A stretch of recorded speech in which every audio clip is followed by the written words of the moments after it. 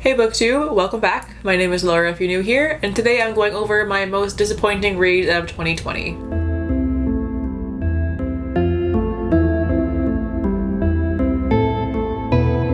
I recently did my most surprising reads of 2020, so I'll leave that linked for you down below if you haven't seen it yet. But this video is all about the books that I thought that I was really going to enjoy and ended up just kind of not really liking them, or they ended up not being what I thought they were going to be. Some of them still got pretty good ratings, like 3 stars or so I still enjoyed most of these books, but they just weren't as good as I was hoping they would be, and so they kind of left me feeling disappointed. These books are in no particular order, so let's just get right to it. Starting with one of my most recent reads, which was The Devouring Grey by Lynn and Herman. This is a urban fantasy set in a small town in which there is this monster called the Grey, and each generation of the 4 founding families inherit these powers that keeps the Grey from, murdering everybody. This book really didn't stand out to me that much. Everybody loves this book, and I can kind of see why people would like it so much, but it just really didn't do it for me, like, at all. I found it to be kind of boring. The plot was pretty basic. I enjoyed some of the characters, but like everything else about it was just kind of okay. One of my biggest issues with it though was the dialogue and like just the way that it was written. Now this may have been because of the narrator of the audiobook, but everything was so cheesy and dramatic and like not in the fun way. It was like almost like old school cringy YA, and like not in a fun nostalgic kind of way either. It was just really awkward, especially the dialogue. Now again, that may have just been the narrator, who I was really not a big fan of, but like it sounded like it was a dramatic reading that somebody would do to mock something for comedy, and it was not fun. It did not pull me into the story whatsoever, and yeah, it was just really weird and just not at all for me, so I'm very sad about it, but I did not like this book at all. Number 2 is In the Hall with a Knife by Peterfreund. This is a YA mystery inspired by the board game Clue, which I had never played before, so that may have contributed to me not really enjoying this. It's set at a very elite boarding school, I think in Maine or something like that, and it's just before the Christmas holidays, so there's only a few students left on campus, but there's a huge snowstorm, massive flooding, and the few students who are left have to go stay in this house. And the next morning, the students wake up to find the headmaster of the school dead with a knife in the chest in the conservatory, and they have to figure out what happened to him and who in the house killed him. The premise was great, the characters were kind of fun, but it was just kind of odd to me. It was fun, it was entertaining, but otherwise it was just kind of okay. I found it to be so basic and like surface level and extremely predictable. Before the murder even happened, I knew who it was. It was still fun, so I would still recommend it if you like a more lighthearted kind of mystery, but otherwise it was just kind of not for me that much. I might read the second book. I haven't decided yet, but we'll see. Next up is This Coven Won't Break by Isabel Sterling. This is the sequel to These Witches Don't Burn, I think it's called. Maybe? Anyways, the sequel to that, whatever that book is called. I loved the first book. I read it last year, and it was such a good time. I was so hyped for the second book, and I read it, and it was just meh. It wasn't great. It really wasn't, to be honest. I had such high hopes for it, but ultimately it just completely fell flat for me. Honestly, I don't remember a single thing about the plot. I have no idea what happened in that book, and I forgot literally the next day. This book did not sit with me at all. Nothing about it stood out, and it was really disappointing. This is an urban fantasy about a coven of witches and a teenage girl who is trying to deal with her love life and witch hunters and all the normal high school things. And again, the first book was amazing, but book 2 was just so... it was such a disappointment. I was so sad. And we've got And the Ocean Was Our Sky by Ness. This is a very, very short book with some beautiful illustrations in it, and it's a reimagining of Moby Dick told from the perspective of the whales. They rule the oceans, they have technology, they've built cities. The concept of the world is what drew me in so much. It just seemed so fascinating. So I was hoping that this book would be mostly about the world of the whales and kind of like what they were up to, basically. But it ended up being about this one whale and her pod trying to find the infamous ship Toby Wick, who's been known to kill entire pods of whales for decades, but nobody has ever seen him and survived. So he's kind of this like myth, he's a devil in their society, but this one pod of whales believes that it's their destiny to find him and kill him. The actual plot of this book was the least interesting part to me. I really did not care at all about the whole Toby Wick thing. I was really just here for the world. We got to see so little of the actual world in this that it was just kind of boring to me. The illustrations were fantastic. I liked the writing, but the world building fell so flat for me. And if you know me at all, then you know that I am a sucker for a good world. And I was reading this mainly for the world, and it just wasn't enough at all. And the plot of it was just kind of boring. So sadly, it was not the book for me. I wish it was. Now, I'm sure I'm not the only one who has this book on this list this year, but Ballad of Songbirds and Snakes by Suzanne Collins is unfortunately a disappointment for me for this year. If you somehow don't know what this book is, it's the prequel to The Hunger Games. That's the backstory for President Snow. So it's a villain backstory, which I love villains so much. Villains just fascinate me, so I was so hyped for this book. I know a lot of people were kind of skeptical going into it because they didn't want a villain backstory, but I really did. So I was hyped for it, and it just was so bad. It was not good. I really didn't like it. I think my main issue is that like President Snow never really changed, because like it was supposed to be, you know, his descent into being the person that we know him as in the original trilogy, but like he's kind of the same person throughout the entire thing. Like he starts off as a bad person and just kind of stays a bad person. So like it wasn't really about him becoming a villain. He was just kind of like, he just kind of always was. I did find it interesting how like oblivious he was to his own assholishness. That's a word, we're going with it. But ultimately it was just not good, and this book was mostly a romance, and that infuriated me. I did not need this romance in here at all. It was awful. I understand that this romance was his whole motivation behind where things went in the end, but like I did not care about it whatsoever. The romance made me so uncomfortable. That kind of power balance was so inappropriate, and I just did not like it. I was not here for it, and just awful, so sad. Now the next one is kind of complicated because I loved parts of it, but other parts were so not great for me. But that one is On a Sunbeam by Tillie Walden. This is a sci-fi graphic novel about a girl who met a girl in high school when they were like 14. They fell in love, and then something happens where her girlfriend like just up and disappears one day, and they never get to say goodbye. So we fast forward I think 5 years to where she's now out of school, and she takes a job on this ship that travels around the galaxy fixing up old historical sites. So there's a found family aspect to it, which I absolutely love. And at some point she ends up asking her new family if they would help her try and find her long lost girlfriend so that she can at least get some closure and finally properly say goodbye and find out if she's even alive.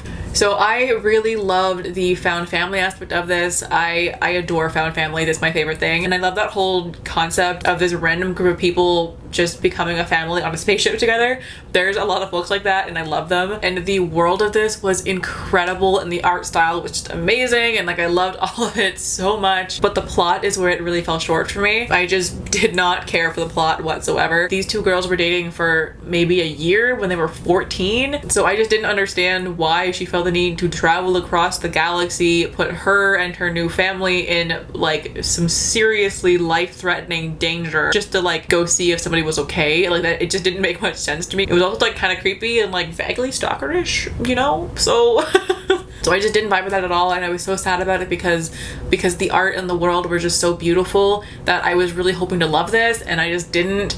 And the plot of it just kind of ruined it for me a little bit. Like I still enjoyed it kind of for the most part, but it was really hard to look past the plot of it when like obviously the plot is a major thing in the book, so I just couldn't look past the plot and just be able to enjoy the world. So it ended up being a huge disappointment for me, unfortunately. Before The Devil Breaks You by Libba Bray is another one that was a huge disappointment for me. I was so sad about this book. This is book 3 in the Diviner series. This one was awful. I hated this book so much. There was nothing that was really that good about it. The premise of this book says that it's about like an asylum. The back of the book is exactly what I wanted. I wanted this like creepy ghost story set in like a really spooky setting. It sounded fantastic, but the asylum part was not at all a big part of this. They were done with the asylum I think like halfway through the book, so most of it was not about the asylum, and I was so sad about it. And it was mostly about the romance and the love triangles, and like Christ, it was painful to get through.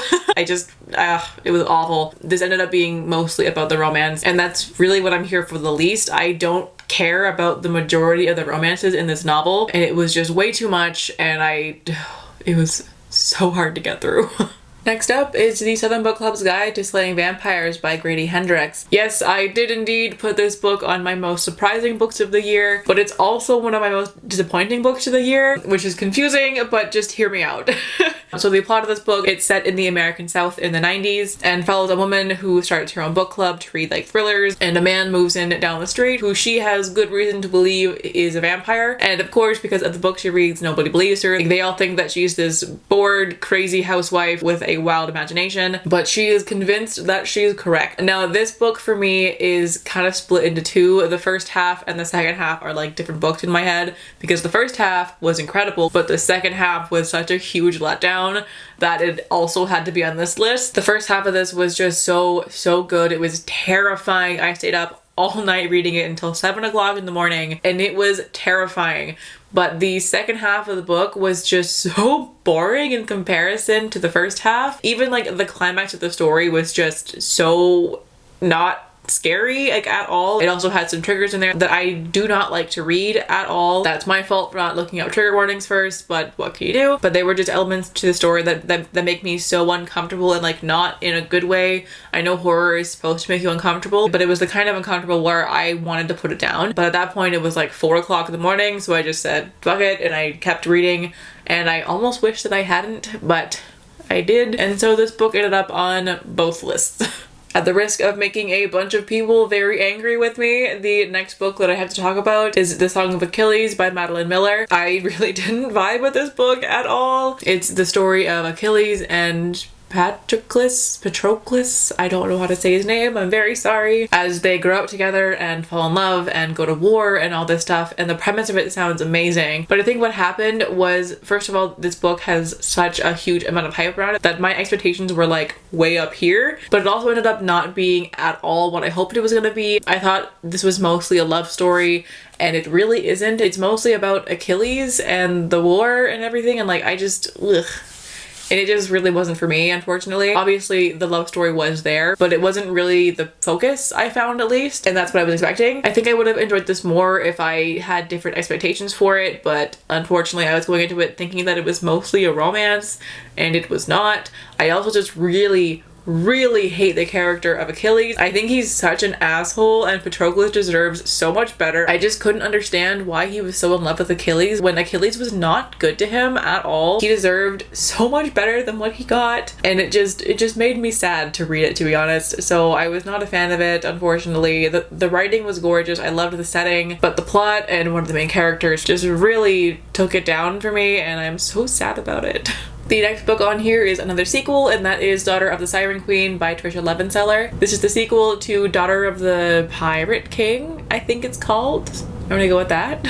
Which I loved the first book so much. It was amazing, and the title kind of tells you what the book is about. It's about the daughter of a pirate king and the daughter of a siren queen, you know? So she's half siren, and it just goes about her merry way as a pirate doing piratey things. Which is the worst description I could possibly give. But I loved the first book so much because the main character has this badass crew of all female pirates who have all had horrible lives, and so she took them on board and they became this family together, and it was wonderful. The first book was very much about those relationships, and I loved that so much. But then like the second book just kind of took everything that I loved about the first book and ruined it. So like it was just, ugh, it was awful. It wasn't a bad book necessarily, it just pissed me off. Ugh, sequels are so hard. Second from last is Scavenge the Stars by Tara Sim. I wanted to love this book so much, and I'm really not sure why I didn't. It's a retelling of The Count of Monte Cristo, which I have not read, so maybe I would have liked it more if I was familiar with that story. And honestly, like, I'm sitting here right now trying to describe this book and I can't even remember like what the plot was about. I know it was very queer, so I loved that. The setting was fantastic, I loved all of that. But the plot, as you can tell by the fact that I can't remember a damn thing that happened in this book, was just kind of meh. It just really didn't stand out to me. The rest of this book was fantastic and I wished I liked it more, but I just couldn't get into it. I was reading it and like trying to really enjoy it and trying to like immerse myself in this world, and I just couldn't. Something about it just fell flat for me and I was so upset. I'm still going to read the next book in the series, but yeah, it was just not what I was hoping it would be. And finally, the last book on this list is Winterwood by Shea Earnshaw. This one is set in this really small town in the mountains where there's a like camp thing for delinquent boys, and it follows a main character who comes from a family of witches, and they have this connection with the like dark enchanted woods nearby, where I think it's only on like the full moon they can enter the forest and find lost things. So one night our main character goes into the woods and she ends up finding a boy who went missing weeks ago. He should be dead, but he's somehow alive in the woods in like the middle of winter somehow. So she takes him home and like kind of helps him. And that night there's a massive snowstorm that blocks off the road, so nobody can come in or out of the town. And so the main character just has to kind of figure out what's going on with this boy, basically, is the plot. I liked the premise of this book a lot. It sounded like it was going to be really interesting, but unfortunately it ended up being mostly a romance, which may be my fault because I didn't actually look at the genre tags before I read this book. So I thought it was going to be mostly about this like family of witches and the dark enchanted wood and like the mystery and all this stuff. So I was hyped for it, but it ended up being pretty much just a romance with like a slight paranormal mystery element to it, which is not what I was here for, like, at all. So I was very sad. This wasn't a bad book. I think other people would really enjoy it if you like YA paranormal romance, but I do not like YA romance at all, so it was not for me, and it just ended up being a huge letdown, unfortunately. And that is it. Those are all of my most disappointing books of the year. There are a couple more that I probably could have added to this list, but I think this is more than enough, so I'm just gonna stop there. So thank you all so much for watching. I hope you're having a fantastic day wherever you are in the world, and I will catch you in the next video. Bye!